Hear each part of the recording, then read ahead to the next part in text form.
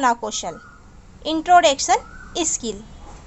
जब भी हम किसी नए व्यक्ति से मिलते हैं तो हम अपना इंट्रोडक्शन देते हैं, है ना, एक दूसरे से परिचित होते हैं। उसी प्रकार जो प्रस्तावना कौशल है, उस कौशल को पाठ प्रारंभ कौशल भी कहा जाता है। और जो प्रस्तावना कौशल है वह सूक्ष्म शिक्षण का प्रथम चरण है। प्रस्तावना कौशल के द्वारा पूर्व ज्ञान के आधार पर विद्यार्थियों को नवीन ज्ञान देने के लिए तैयार किया जाता है। और प्रस्तावना कौशल का आरंभ पाठ के शुरू होने से होता है। इसका लक्ष्य होता है कि बच्चों को पूर्व ज्ञान के द्वारा जो हम नया ज्ञान देने वाले हैं, उस अर्जित ज्ञान को किस प्रकार से हम बच्चों तक पहुंचाएंगे और शिक्षण उद्देश्यों में किस प्रकार से हम स्पष्टता लाएंगे, यही होता है प्रस्तावना कौशल का कार्य। जब भी एक टीचर, एक शिक्षक बच्चों को टीच करने के लिए क्लास में जाता है तो वह किस प्रकार से बच्चों को अपना टॉपिक बताए या किस रोचकता से, सरलता से उस टॉपिक को बच्चों के सामने प्रस्तुत कर दे। तो यही होता है प्रस्तावना कौशल, मतलब हम इंट्रोडक्शन उसे कैसे देंगे। तो प्रस्तावना कौशल या पाठ कौशल को हम अनेक प्रकार से बच्चों के सामने प्रस्तुत कर सकते हैं। जब भी हमें किसी टॉपिक को स्टार्ट करना है तो हम क्वेश्चनों के माध्यम से या एक छोटी सी कहानी के माध्यम से या एक चित्र दिखाकर या कुछ प्रदर्शन करके या चार्ट के माध्यम से हम प्रस्तावना कौशल को स्टार्ट कर सकते हैं या अपने टॉपिक को बता सकते हैं। यदि हम इस तरह से बच्चे को बताएंगे तो ये क्या हो जाएगा, रोचक हो जाएगा, बच्चा उसमें अभिरुचि रहेगा। तो इस प्रकार हमने यहाँ पर प्रस्तावना कौशल को जान लिया। अब हम जब भी प्रस्तावना कौशल का जो पाठ योजना बनाते हैं तो उसमें जो घटक होते हैं, कंपोनेंट होते हैं, वह महत्वपूर्ण स्थान रखते हैं। तो यहाँ आपके सामने प्रस्तावना कौशल के कुछ घटक दिए गए हैं, जिसमें लिखा है छात्रों का पूर्व ज्ञान से संबंध। यहाँ पर हमें क्या करना है, बच्चों को पूर्व ज्ञान के आधार पर ही जो नया ज्ञान है उसे देना है। फिर प्रश्नों का उद्देश्य से संबंध, जो भी हम प्रश्न करेंगे बच्चों से वो हमारे उद्देश्य से संबंध रख रहे हैं या नहीं रख रहे हैं। थर्ड है प्रश्नों में क्रमबद्धता, मतलब जो हमने क्वेश्चन किए हैं, प्रश्न किए बच्चों से, वो एक के बाद एक क्रमबद्ध तरीके में आ रहे हैं या पहले हमने आंसर बता दिया और उसके बाद क्वेश्चन किया जा रहा है। फोर्थ है छात्रों में रुचि तथा अभिप्रेरण उत्पन्न करने की क्षमता, क्या हम छात्रों को अपने टॉपिक के प्रति रुचि और अभिप्रेरणा उत्पन्न करा रहे हैं। अगला है उपयुक्त सहायक सामग्री का प्रयोग, हम जब भी किसी टॉपिक को स्टार्ट कर रहे हैं तो हमने सहायक सामग्री का प्रयोग किया है। अगला है 6 प्रस्तावना अवधि, हमने जो प्रस्तावना स्टार्ट की थी वह समय अवधि के अंतर्गत है या अवधि से बाहर हो गई है। इस प्रकार पाठ योजना बनाने से पूर्व हमें इन घटकों को ध्यान में रखना। अब हम यहाँ प्रस्तावना कौशल की एक पाठ योजना देख लेते हैं।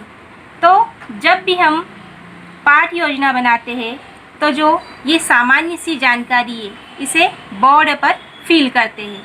यहाँ पर छात्र अध्यापिका का नाम हो गया, कक्षा हो गई, विषय हो गया और प्रकरण हो गया और कौशल, कौन सी कौशल पढ़ रहे हैं हम, प्रस्तावना कौशल।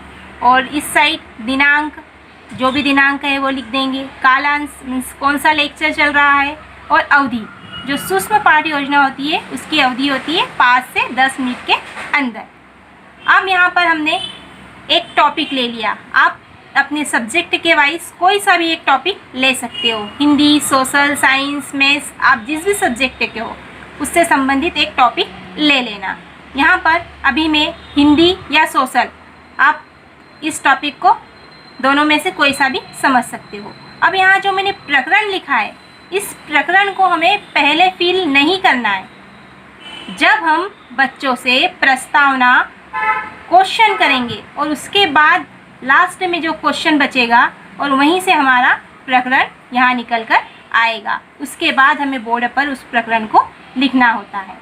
आगे बढ़ते हैं, यहाँ पर प्रस्तुतिकरण। अब हम किस प्रकार से अपनी जो पाठ्य योजना है उसको तैयार करेंगे। तो आप देख रहे हो क्रमांक, शिक्षण बिंदु, छात्र अध्यापिका का व्यवहार, छात्र का व्यवहार और घटक, इस प्रकार से एक कॉलम बन गया। अब हमने अभी देखा है कि हम जो प्रस्तावना कौशल है उसको प्रश्नों के माध्यम से, कहानी के माध्यम से, चित्र के माध्यम से प्रस्तुत कर सकते हैं।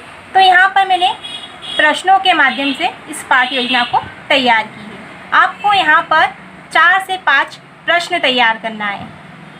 आप देखिए, जो पहला प्रश्न है, बच्चों सुबह विद्यालय में कौन सा राष्ट्रगान होता है या कौन सा राष्ट्रगान गाते हैं। तो बच्चों को पता था, उसने आंसर दे दिया। क्या दिया? जन गण मन।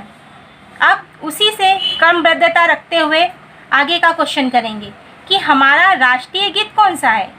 उसका आंसर भी बच्चे ने दे दिया, वंदे मातरम।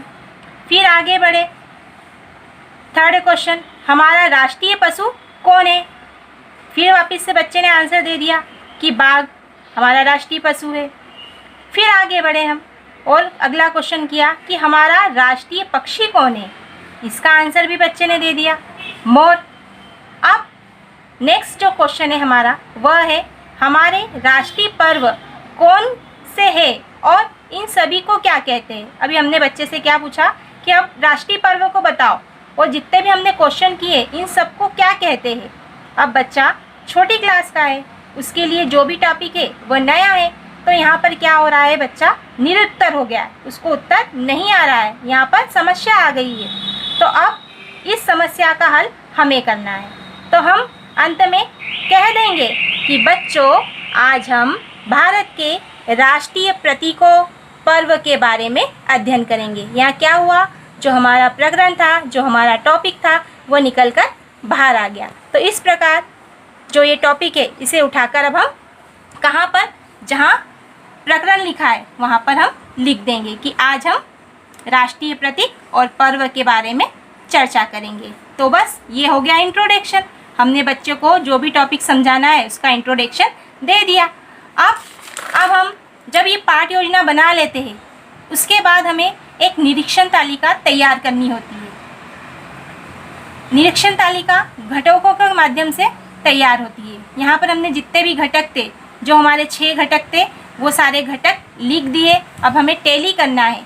टैली करके देखना है कि हमने इन घटकों को किस प्रकार से यूज़ किया है, न्यूनतम है या औसत है या अधिकतर है। तो आप देखोगे अब कि यहाँ पर जो हमने क्वेश्चन किए थे उन क्वेश्चनों में हमने घटकों का उचित प्रयोग किया है या नहीं। ठीक, आपने आज यहाँ पर प्रस्तावना कौशल की पाठ्य योजना को भी देख लिया। आई होप आपको आज का वीडियो पसंद आया होगा, और यदि पसंद आया है तो लाइक करना।